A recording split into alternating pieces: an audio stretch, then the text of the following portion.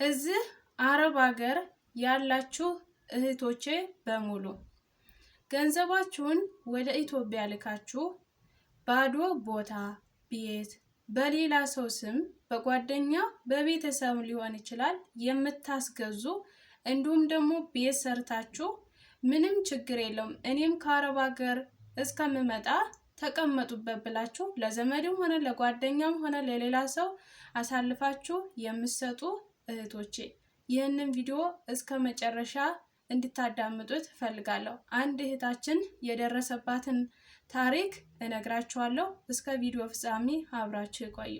ሰላም ጤና ይስጥልኝ። ውድና የተከበራችሁ የሸዋሌ ቲዩብ ተከታታዮቼ እንዴት ናችሁ? ደህና ናችሁ? እግዚአብሔር ይመስገን እኔ ጋር ሁሉ ሰላም፣ ሁሉ መልካም ነው። የኔ ሰላም ይበዛ፣ የእናንተም ሰላም በያላችሁበት ቦታ በዝትርፍርፍ ይበርልኝ። ዛሬም እንደተለመደው በአዲስ ቪዲዮ እናንተን በሚጠቅም በአዲስ ቪዲዮ መጥቼላችኋለሁ ማለት ነው። ወደዚህ ወደ ሸዋሌ ቲዩብ አዳዲስ የተቀላቀላችሁ እንደተለመደው ሰብስክራይብ አድርጉ። ቪዲዮን ከወደዳችሁት ላይክ ማድረጋችሁን አትርሱ ማለት ነው። ሁላችሁም ላይክ አድርጉልኝ፣ ነባሮችም ሼር ላይክ ማድረጋችሁን አትርሱ። እንግዲህ ዛሬ ይዤላችሁ የመጣሁትኝ እዚህ አረብ ሀገር እንግዲህ ሁላችንም ሆነን የራሳችን የሆነ አላማ አለን። የለፋንበትን ገንዘብ ቤትም ይሆናል ባዶ ቦታም ሊሆን ይችላል። እዚህኛ አረብ ሀገር እስከመሆናችን አንፃር ወይ ለቤተሰብ ለወንድም ለእህት ለጓደኛ ለዘመድ የሆነ ሰው ብራችንን ልከን ቦታ እንዲገዛለን ወይ ቤት እንዲገዛለን እናደርጋለን። እኛ ማለት ያን ነገር የምናደርገው እንግዲህ ያንን ሰው አምነን ነው። ግን አሁን ላይ ብዙ የአረብ ሀገር እህቶቻችን ሜዳ ላይ እየወደቁ የለፉበት ገንዘብ ከንቱ እየሆነ ነው እና አንድ እህቴ የደረሰባትን ነገር ልንገራችሁ። ይቺ እህቴ ወደዚህ ወደ አረብ ሀገር ከመጣች ወደ 6 ዓመት አስቆጥራለች። ከዛ የራሷ የሆነ ወንድሟ ገንዘቧን እየላከች መጀመሪያ ላይ ቦታ ገዛላት። ከዛ ቦታ ገዝቶላት እዛ ቦታ ላይ ቤት ሰራላት ማለት ነው። ያው ያንቺ ነው እያለ ማለት ነው። ያን ቦታ ግን የተገዛው ሁሉ ነገር በሱ ስም ነው ማለት ነው። ምክንያቱም እሷ እዚህ አረብ ሀገር ስለሆነች መቼም መገዛት ያለበት በአንድ ሰው ስም ስለሆነ በሱ ስም አድርጎ አንቺ ወደ ኢትዮጵያ ስትመጪ ወደ አንቺ ስም ይዛወራል ብሎ ያ ቦታ ተገዛ ማለት ነው። ተገዛ፣ ያ ቦታ ተገዝቶ ቤቱ ተሰራ ማለት ነው። ተሰራ። ከዛ እህቴ ቤቱ ታልቋል፣ ስለዚህ እኔ ወደ ትዳር ልገባ ስለሆነ እዚህ ቤት ውስጥ እኔ ልቀመጥ፣ እኔ ራሴ የሆነ ስለሌለኝ አንቺ ስትመጪ ወደዚህ ወደ አረብ ሀገር እኔ እዚህ አረብ ሀገር ስትመለሽ ቤትሽ ያንቺ ነው ይላታል ማለት ነው። እና ይቺ እህቴ እሺ ምንም ችግር የለውም ባዶን ከሚቀመጥ በቃ ኑርበት ትልና ያ ወንድሟ አግብቶ ይኖራል ማለት ነው። ከዛ እሷ ከ6 ዓመት በኋላ ወደ ኢትዮጵያ ትገባለች። ኢትዮጵያ ውስጥ ገብታ ቤቴ መቀመጥ እችላለሁ፣ ቤቴን ስጠኝ ወንድሜ ውጡልኝ ስትል አይቻልም። ከዛ ያቺ ምራትየዋ እኔ ከዚህ ቤት ከወጣው ለፍቻ ሳብሬ ከባሌ ጋር ሰርቻለሁ እካፈላለሁ እና ባሏም ወንድሟ የዚች እህታችን ወንድም አይ በቃ እኔም ለፍቻለሁ እኩል ነው የምንካፈለው ይላታል ማለት ነው።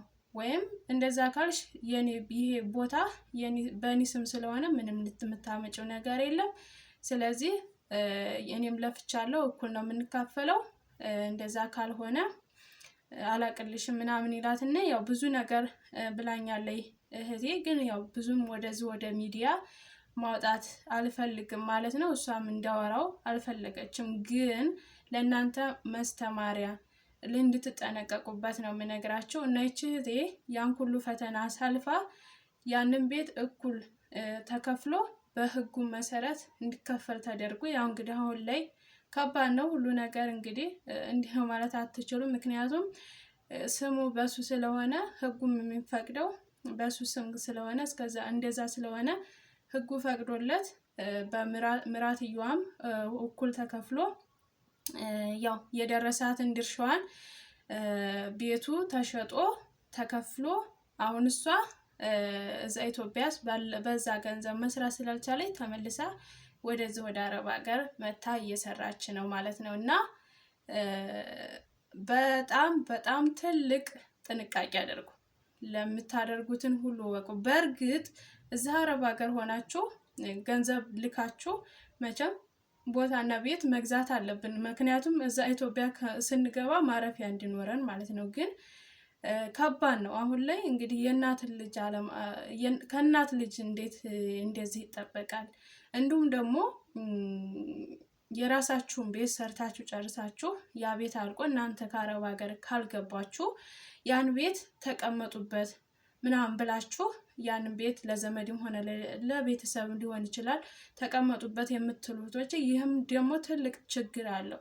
ውጡ አትውጡ ስትሉ ብዙ አይነት ውስጥ ትገባላችሁ። ስለዚህ ቤቱ ካለቀላችሁ ወይ ለባዳ ለሆነ ሰው ማከራየት እንጂ ለዘመድ የሆነ ሰው ምን ችግር አለው ተቀመጡበት ብላችሁ አሳልፋችሁ አትስጡ። ማለት ዘመዳችሁን ጥሉ አይደለም፣ ዘመድ ጥሉ ሳይሆን እንትን ያባብላችኋል፣ ያጣላችኋል። ገባችሁ? መታስወጣችን እንደዚህ ነው፣ ብዙ ነገር አለው እና ቤታችሁ ካለቀላችሁ ለባዳ የሆነ ሰው አከራይታችሁ በቃ እናንተ ከዚህ ካላችሁበት አረብ ሀገር ስትገቡ ቤታችሁ ያንን ሰው መጥቻለሁ ከአረብ ሀገር ውጡልኝ ማለት ትችላላችሁ። ዘመድ እንግዲህ አይ ዘመድ እንደዚህ ውጡልን ነው እንደዚህ ነው ስትሉ እናንተ የትም ሜዳ ላይ ተወርቃላችሁ ማለት ነው። እና እባካችሁ ጥንቃቄ አድርጉ። በእርግጥ ከባድ ነው። እኔ ምን እንደምላችሁ አላውቅም። ምክንያቱም እኔ አሁን ለቤተሰቦቼን ያላመንኩኝ ወንድሞቼን ያላመንኩኝ ማንን ላምን ነው? እንግዲህ ያስቡት እንግዲህ ምን አይነት ነገሮች እየተካሄደ እንደሆነ ሀገራችን ላይ በጣም ከባድ ነው። እንደዚህ አይነት ነገሮችን ለገዛ ወንድማችሁ ያላመናችሁት የገዛ እህታችሁን ያላመናችሁ ማንን ታምናላችሁ? እና ከባድ ነው። እኔም አሁን በቤተሰብ ነው ያለኝ ነገር የማደርገው በቤተሰብ ነው። ምክንያቱም እኔ እዚህ አረብ ሀገር ስለሆነ ምሳሌ ህግ የሚያስፈልገ ነገር ካለ ተጠሪ እንዲኖር ወይ በአባቴ ነው በቃ ሁሉ ነገር ማለት ነው። እንደዛ አሳልፋችሁ ሰጣችሁ ቤተሰብ ራሱ የሚከዳ ቤተሰብ በጣም ብዙ ነው ያለው እና እግዚአብሔር ከእንደዚህ አይነት ነገር ያውጣ። ገንዘብ አላፊ ጠፊ ነው። ግን እኛ ማንነታችን፣ እህትነታችን፣ ወንድምነታችን በጣም የሚበልጠው ያ ነው። ዘላለማዊ በሰማይ ቤትም የምንገናኘው ያ ነው። ገንዘብ ግን እናገኛለን፣ ይጠፋል፣ ይገኛል፣ ይጠፋል። ምንም ቁም ነገር የለውም።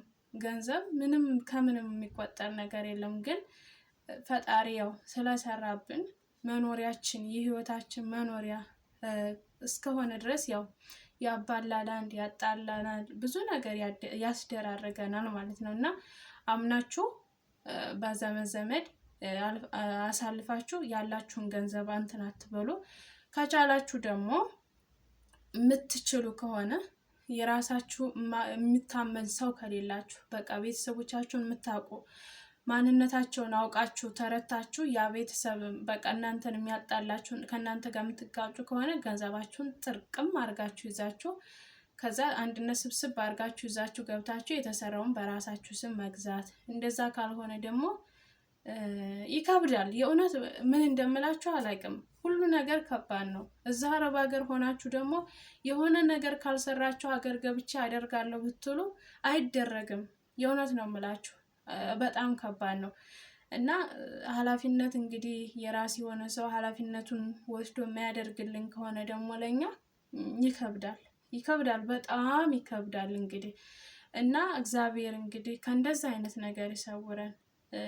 ከእንደዚህ አይነት መጥፎዎች ነገር ከእንደዚህ አይነት አስተሳሰባችን እንደዚህ ከማድረጋችን ፈጣሪ ይሰውረን። የእውነት እኛ ነገ ጧት እዚች ምድር ላይ ስንኖር ዕለታዊ ህይወት እንጂ ነገ ጧት ዛሬን ውለን ነገን የማንውልበት ጊዜ ይኖራል። እኛ በሁሉ ነገራችን በፈጣሪ እጅ ነው የምናስበው። ግን ገንዘብን ነው በቃ ከማናንሼ ለምን ይበልጠኛል።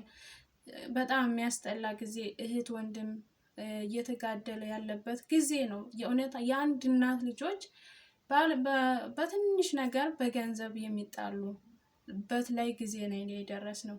በማይሆነው እኔ ብዙም አውቀው ሰው አለ በቃ እህት ወንድሙ በቃ እስከ መግደል ድረስ ለሱ መሳሪያ የሚመኝለት አይነት ሰው ብዙ አያለውኝ።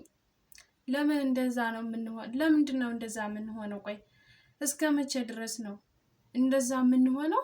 ምክንያቱም እኔ ከወንድሜ ጋር እየተጣላሁ ከሆነ ነገ ጧት የኔ ልጅ ወይም የወንድሜ ልጅ ደግሞ በቃ እንትንን መጥፎ ነገርን ለትውልድ ትውልድ እየዘራን ነው እኮ የምንሄደው።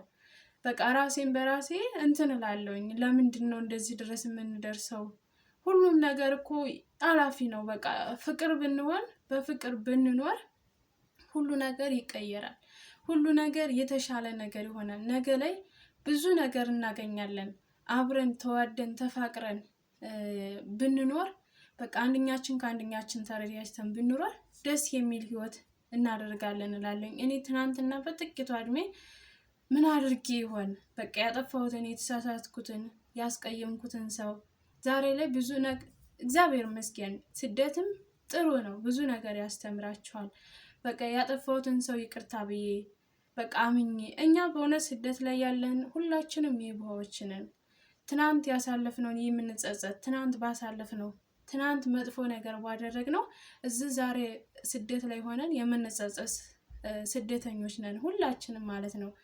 ትናንት መጥፎ ላይ ሆነን ዛሬ ላይ ግን ስደት ላይ ሆነን ለምን አደረግን፣ ለምን ያን መጥፎ ነገር አደረግን ብለን የምንጸጸት ሁላችንም ስደተኞች የዋሆች ነን። ምክንያቱም ስደት ቁጭ ብላችሁ ለብቻችሁ ስታስቡ ትናንት የፈጸማችሁትን ነገር በቃ እንድታስተካክሉ ያደርጋችኋል እና ተመልሳችሁ እዛ ህይወት እንዳትገቡ ጠንካራ እንድትሆኑ የሚያደርጋችሁ ስደት መልካም ነው እና ተረጋግተን የምንኖር ከሆነ ጥሩ ነው። እኔ ትናንትና ያስቀየምኩት ሰው አለ ብዬ ቁጭ ብዬ አስባለሁኝ። ምክንያቱም ነገ ጧት ሀገሬ ስገባ ይቅርታ ጠይቄ ባጠፋሁት ነገር እንደዚሁም ደግሞ ወንድሜን እህቶቼን ካስቀየምኩኝ በቃ በእርጋታ ሆኜ እንድመክር እንድገስጽ በቃ እንደዛ እንዲሆን ነው የምፈልገው እና ፈጣሪ እንደዚህ አይነት ነገር አያጋጥመን ሁላችሁም። እና ዘመድን አትውደዱ ወንድምን አትውደዱ ማለት አይደለም፣ ግን ማን ነው ለኔ የሚሆነኝ ብላችሁ እንትን ለማለት ሞክሩ እላችኋለሁ። እስከ መጨረሻ ድረስ ስለተከታተላችሁኝ አመሰግናለሁ። መልካም ጊዜ፣ መልካም ቆይታ። ወዳችኋለሁ። ባይ ባይ።